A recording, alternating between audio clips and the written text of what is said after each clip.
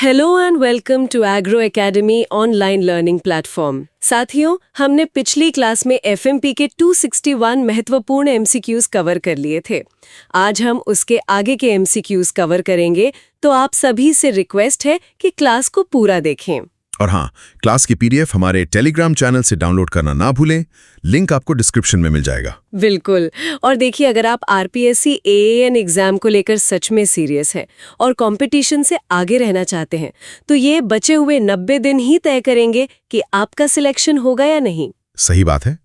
किसी भी छोटे विषय को छोड़ना एक तरह से बेवकूफ़ी हो गई। इसीलिए अपनी व्यापक तैयारी के लिए एग्रो एकेडमी का फाउंडेशन बैच जरूर ज्वाइन करें। जी, चाहे आप वर्किंग प्रोफेशनल हों या फुल टाइम तैयारी कर रहे हों, एग्रो एकेडमी ने एग्री इंजीनियर्स का काम बहुत आसान कर दिया है। उनके टारगेट बेस्ड स्टडी के द्वारा फ्री डेमो के लिए दिए हुए नंबर पर एसएमएस करें।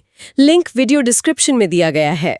चलिए, तो अब क्लास में आगे बढ़ते हैं। जी, आज का सेशन एक मैराथन क्लास होने वाली है, जिसमें हम farm machinery and power engineering के बहुत जरूरी सवालों को एक एक करके समझेंगे। बिल्कुल। तो शुरू करें। हाँ, शुरू करते हैं। क्वेश्चन नंबर 262 सवाल है कि पटेला का आकार क्या होता है।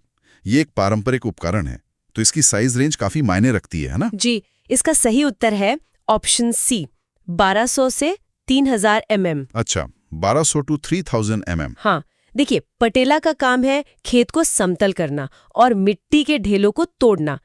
इसकी जो रेंज है वो इतनी बड़ी इसलिए है क्योंकि छोटे पटेला जानवरों से खींचे जाते हैं और बड़े वाले वो ट्रैक्टर से। अच्छा, तो जैसी पावर वैसा आकार। बिल्कुल। ये एक अच्छा पॉइंट है। चलिए अगला सवाल देखते हैं। Question number 263। डिस्क हैरो में जो डिस्क होती है वो किस धातु की बनी होती है? जाहिर है इसे बहुत मजबूत होना पड़ेगा। बहुत ज्यादा। इसका सही जवाब है option D, heat treated hardened steel. Heat treated hardened steel. हाँ, आप सोचिए, डिस्क को सूखी और कठोर मिट्टी, पत्थर, जड़ें सब कुछ काटना होता है। सही बात है। नॉर्मल स्टील तो मुड़ जाएगा या टूट जाएगा। हीट ट्रीटमेंट और हार्डनिंग एक ऐसी प्रक्रिया है जो स्टील को बेहद कठोर और घिसाव रोधी बनाती है। अच्छा, इससे उसकी लाइफ कई गुना बढ़ जाती है। समझ गया। मतलब उसे एक तरह से सुपर स्ट्रेंथ दी जाती है। अब आते हैं क्वेश्चन नंबर 264 पर। यह भी हैरो से जुड़ा है। स्प्रिंग टूथ हैरो में टीथ किससे बने होते हैं? इसका जवाब तो इसके नाम में ही छिपा है। Spring steel. हाँ, सही उत्तर है ऑप्शन बी, स्प्रिंग स्टील। ये डिस्क हैरो की तरह कठोर नहीं होता, बल्कि इसमें लचीलापन होता है। अच्छा, लचीलापन। जी, जब इसका कोई दांत किसी पत्थर या मोटी जड़ से टकराता है तो वो टूटने की बजाय पीछे मुड़ जाता है और बाधा पार होते ही वापस अपनी जगह पर आ जाता है। अरे वाह, ये तो शॉक अब्जॉर्बर की तरह काम करता है। बिल्कुल, एक स्मार्ट डिजाइन है। सही है, मतलब कठोरता और लचीलापन दोनों की अपनी अपनी जगह है। चलिए अब एक टेक्निकल टर्म पर आते हैं। Question number 265। गैंग की एक्सिस और यात्रा की दिशा के लंबवत रेखा के बीच के कोण को क्या कहते हैं? इस कोण को कहते हैं option C, gang angle. Gang angle. हाँ, और ये एक बहुत महत्वपूर्ण सेटिंग है। आसान भाषा में समझे तो आप डिस्क को कितना तिरछा करके जमीन में चलाना चाहते हैं, ये वही एंगल है। अच्छा, एंगल जितना ज्यादा होगा, डिस्क उतनी आक्रामक तरीके से मिट्टी काटेगी और पलटेगी। यानी किसान इसे अपनी जरूरत के हिसाब से एडजस्ट कर सकता है। ठीक है। Question number 266। वह रोलिंग हैरो जिसमें एक हॉरिजॉन्टल शाफ्ट पर उभरे हुए दांतों वाला हल्का रोलर होता है, उसे क्या कहते हैं? इसे ऑप्शन सी, रोटरी हैरो कहा जाता है। Rotary harrow. जी, इसका मुख्य काम भारी जुताई नहीं है, बल्कि खेत की ऊपरी परत को भुरभुरा बनाना, पपड़ी तोड़ना और छोटे मोटे ढेलों को फोड़ना है। सीडबेड तैयार करने में ये बहुत काम आता है। समझ गया। अगला सवाल, क्वेश्चन नंबर 267।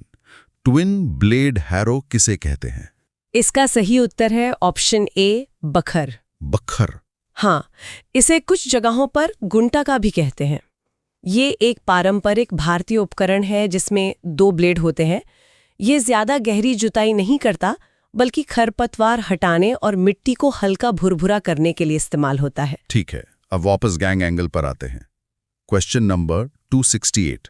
गैंग एंगल की रेंज क्या होती है? जैसा हमने बात की थी कि इसे एडजस्ट किया जा सकता है, तो इसकी एक स्टैंडर्ड रेंज होती है। हाँ, सही उत्तर है ऑप्शन डी, 15 से 25 डिग्री। ज्यादातर कृषि कार्यों के लिए इसी रेंज के बीच एंगल सेट करने से सबसे अच्छे परिणाम मिलते हैं। 15 to 25 डिग्रीज। ठीक है, अगला सवाल भी डिस्क हैरो से ही है। क्वेश्चन नंबर 269, बाग बगीचों के लिए मतलब ऑर्चर्ड्स एंड गार्डन्स के लिए कौन सा डिस्क हैरो उपयोग किया जाता है? देखिए, बाग बगीचों में एक खास चुनौती होती है, हम्म, पेड़ों के नीचे और आसपास जुताई करना। हाँ, बिना ट्रैक्टर को पेड़ से टकराए। बिल्कुल, इसके लिए option D offset disc harrow इस्तेमाल होता है। इसका डिजाइन ऐसा होता है कि हैरो ट्रैक्टर के ठीक पीछे न चलकर एक तरफ हटकर चलता है। अच्छा, साइड में। जी, इससे ट्रैक्टर पेड़ों की कतार के बीच में रहता है और हैरो पेड़ों के नीचे की जमीन की जुताई कर देता है। ये तो बहुत ही प्रैक्टिकल सोल्यूशन है। अब जुताई के कुछ और भारी उपकरणों की बात करते हैं। जी, क्वेश्चन नंबर 270, कठोर मिट्टी को कई संकरे टाइन से काटने के लिए किसका उपयोग किया जाता है? इस काम के लिए सबसे बेहतरीन उपकरण है option A chisel plough. Chisel plough. हाँ, ये मोल्ड बोर्ड प्लाउ की तरह मिट्टी को पूरी तरह पलटता नहीं है। अच्छा, जी, ये अपने मजबूत पतले टाइन से गहरी जुताई करके मिट्टी की निचली कठोर परतों को तोड़ देता है। इससे पानी और हवा नीचे तक पहुंचते हैं। और अगर परत बहुत ही ज्यादा कठोर हो तब? इसी से जुड़ा है अगला सवाल, क्वेश्चन नंबर 271। सब सॉइलर की जुताई की गहराई लगभग कितनी होती है? जब चिजल प्लाउ की भी सीमा खत्म हो जाती है तब सब सॉइलर का काम शुरू होता है। इसकी गहराई होती है ऑप्शन सी 40 से 100 सेंटीमीटर। 40 से 100 सेंटीमीटर, ये तो बहुत गहरा है। हाँ, कई बार लगातार एक ही गहराई पर जुताई करने से जमीन के नीचे एक पत्थर जैसी कठोर परत बन जाती है, जिसे हार्ड पैन कहते हैं। सब सॉइलर इसी हार्ड पैन को तोड़ने के लिए बना है, ताकि पौधों की जड़ें और पानी बहुत नीचे तक जा सके। बिल्कुल। अब एक अलग तरह के प्लाऊ पर आते हैं। क्वेश्चन नंबर 272, रोटरी प्लाऊ में रोटर की गति क्या होती है? रोटरी प्लाउ, जिसे हम आमतौर पर रोटावेटर कहते हैं, वो ट्रैक्टर के पीटीओ से चलता है। इसके रोटर के घूमने की गति बहुत मायने रखती है। सही उत्तर है ऑप्शन बी 200 से 300 आरपीएम। ये स्पीड मिट्टी को काटने, भुरभुरा बनाने और फसल अवशेषों को मिलाने के लिए एकदम सही मानी जाती है। और इसके काम से ही जुड़ा है अगला सवाल, क्वेश्चन नंबर 273, कौन सा हल खेत में जैविक पदार्थ यानी ऑर्गेनिक मैटर को वितरित करने और मिलाने के लिए सबसे अच्छा माना जाता है? इसके लिए सबसे प्रभावी है option D rotary plough. Rotavator. हाँ, या रोटावेटर। इसके घूमते हुए एल शेप ब्लेड फसल के अवशेषों, हरी खाद या गोबर की खाद को बहुत अच्छे से काटकर मिट्टी में एक समान रूप से मिला देते हैं, जिससे मिट्टी की उर्वरता बढ़ती है। बिल्कुल। ठीक है, तो जुताई और खेत की तैयारी पर हमने काफी बात कर ली। अब चलते हैं अगले चरण पर, यानी बुआई। क्वेश्चन नंबर 274, डिबलर 1 किस आकार का उपकरण है? डिबलर एक बहुत ही साधारण लेकिन काम का उपकरण है। इसका आकार होता है ऑप्शन बी शंकु आकार, मतलब कॉनिकल। कॉनिकल। जी, इसका नुकीला सिरा हाथ से आसानी से मिट्टी में छेद करने में मदद करता है, जिसमें फिर बीज या छोटा पौधा लगाया जाता है। समझ गया। अगला सवाल, क्वेश्चन नंबर 275, बीजों को कुंड यानी फरो लाइनों में लगातार गिराने और उन्हें मिट्टी से ढकने की प्रक्रिया को क्या कहते हैं? ये खेती की एक बहुत ही व्यवस्थित प्रक्रिया है।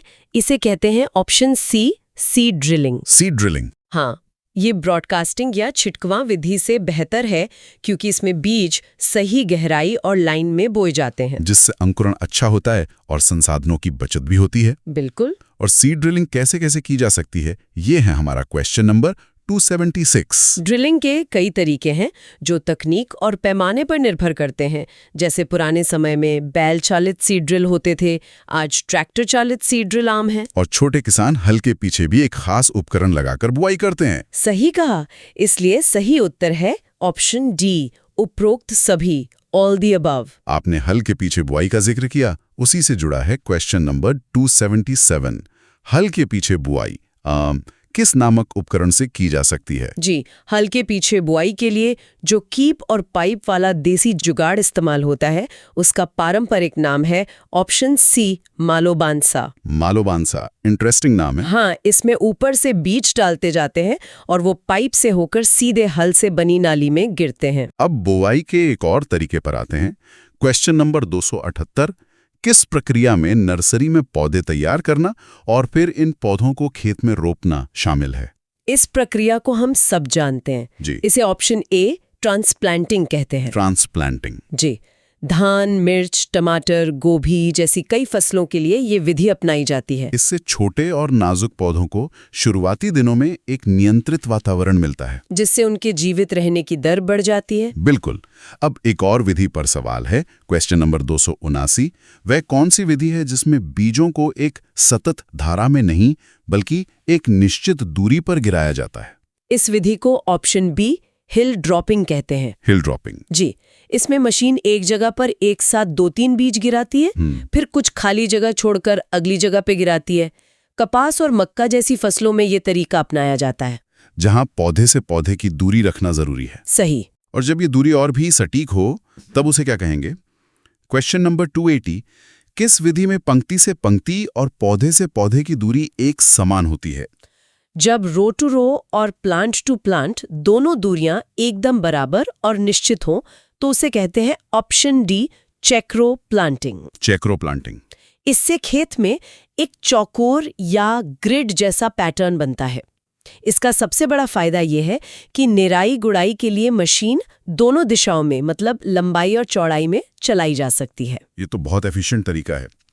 अगला सवाल, क्वेश्चन नंबर 281।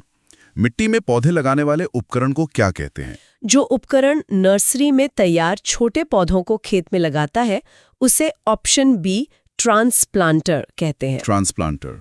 ये हाथ से चलाने वाला भी हो सकता है और ट्रैक्टर वाला भी। हाँ, दोनों तरह के होते हैं। ठीक है। Question number 282। यह चेक्रो प्लांटिंग की परिभाषा को दूसरे तरीके से पूछता है। रोपण की वह विधि क्या है जिसमें बीजों को सीधी समानांतर कुंडों में बोया जाता है? जी, ये फिर से ऑप्शन ए चेक्रो प्लांटिंग को ही डिस्क्राइब कर रहा है, जहां सीधी और समानांतर लाइनों का ग्रिड बनता है। Question number 283 dash. एक मशीन है जो बीजों को एक समान और नियंत्रित गहराई पर कुंडों में निरंतर प्रवाह में रखती है। ये एक सीड ड्रिल की क्लासिक परिभाषा है, तो सही जवाब है option C seed drill. Seed drill. इसके 3 मुख्य काम हैं: बीज को स्टोर करना, सही मात्रा में बीज गिराना और उसे सही गहराई पर रखना। आपने इसके काम बताए और यही हमारा अगला सवाल है। Question number 284। सीड ड्रिल का कार्य क्या है? जैसा अभी बताया, इसके मुख्य कार्य हैं बीजों को अपने हॉपर में ले जाना, मतलब टू कैरी द सीड्स, जमीन में कुंड बनाना, टू ओपन द फरो, और सही मात्रा में बीज गिराना, टू मीटर द सीड्स। तो सही जवाब हुआ ऑप्शन डी उपरोक्त सभी। बिल्कुल, ऑल दी अबव। अब आते हैं एक बहुत ही वर्सेटाइल मशीन पर। Question number 285। रोटावेटर को और क्या कहा जाता है? रोटावेटर के कई नाम हैं और ये कई काम करता है। इसे रोटरी कल्टीवेटर और रोटरी हो भी कहते हैं। और एक बहुमुखी मशीन भी। हाँ, क्योंकि ये जुताई, मिश्रण और सीड बेड तैयार करने जैसे कई काम एक साथ कर सकता है। इसे एक वर्सेटाइल मल्टीपर्पस मशीन भी कहा जाता है। तो सही उत्तर है ऑप्शन डी उपरोक्त सभी। साथियों, आप देख सकते हैं कि ये सभी प्रश्न कितने महत्वपूर्ण हैं और एक दूसरे से कैसे जुड़े हैं। बिल्कुल। इसी तरह के टॉपिक वाइज MCQs और डिटेल्ड थियोरी लेक्चर्स हमारे agro academy RPSC A and foundation batch का हिस्सा हैं। अगर आप अपनी तैयारी को एक कदम आगे ले जाना चाहते हैं तो इसे जरूर देखें। बिल्कुल। चलिए अब सेशन को आगे बढ़ाते हैं। Question number 286। पंक्ति फसल मतलब क्रॉप पौधों के लिए किसकी आवश्यकता होती है? पंक्ति वाली फसलों जैसे आलू, गन्ना, मक्का में अक्सर पौधों की जड़ों पर मिट्टी चढ़ाने की जरूरत पड़ती है, जिसे अर्थिंग अप कहते हैं। हाँ, ये काम ऑप्शन डी रिजर से किया जाता है। ये उपकरण मेड़े मतलब रिजेस बनाता है और पौधों को सहारा देता है। अब जुताई से जुड़ी कुछ बेसिक शब्दावली पर आते हैं जो अक्सर एग्जाम में पूछी जाती हैं। Question number 287। मिट्टी का वह द्रव्यमान जिसे हल द्वारा काटा, उठाया और एक तरफ फेंका जाता है उसे क्या कहते हैं? हल जब चलता है तो मिट्टी की जो पूरी पट्टी कटकर पलटती है उसे ऑप्शन बी फरो स्लाइस कहते हैं। फरो स्लाइस, बिल्कुल सही। और इसी फरो स्लाइस का ऊपरी हिस्सा क्या कहलाता है? यह है क्वेश्चन नंबर 288। फर्म स्लाइस के सबसे टॉप पोर्शन को ऑप्शन ए क्राउन कहा जाता है। क्राउन, बिल्कुल। Question number 289। डैश। खेत में जुताई के दौरान एक उपकरण द्वारा मिट्टी में बनाई गई खाई है। हल्के चलने से जो लंबी नाली या खाई बनती जाती है उसे ऑप्शन बी फरो कहते हैं, और जो मिट्टी पलट कर रखी जाती है वो रिज बनाती है। एकदम सही। अब जुताई के एक पैटर्न पर सवाल। Question number 290। बिना जुताई वाली भूमि के चारों ओर की जाने वाली जुताई को क्या कहते हैं? जब खेत के बीच में एक पट्टी छोड़कर उसके चारों ओर इस तरह जुताई की जाए कि मिट्टी अंदर की तरफ इकट्ठी हो तो उसे ऑप्शन ए गैदरिंग कहते हैं। गैदरिंग। इससे खेत के बीच में एक उठी हुई मेड़ बन जाती है। हाँ। बहुत अच्छे। चलिए अब कुछ और मशीनों पर फोकस करते हैं।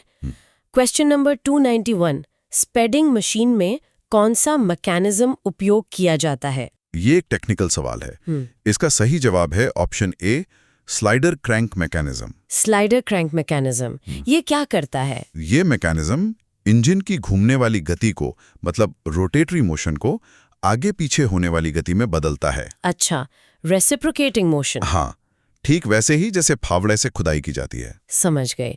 Question number 292।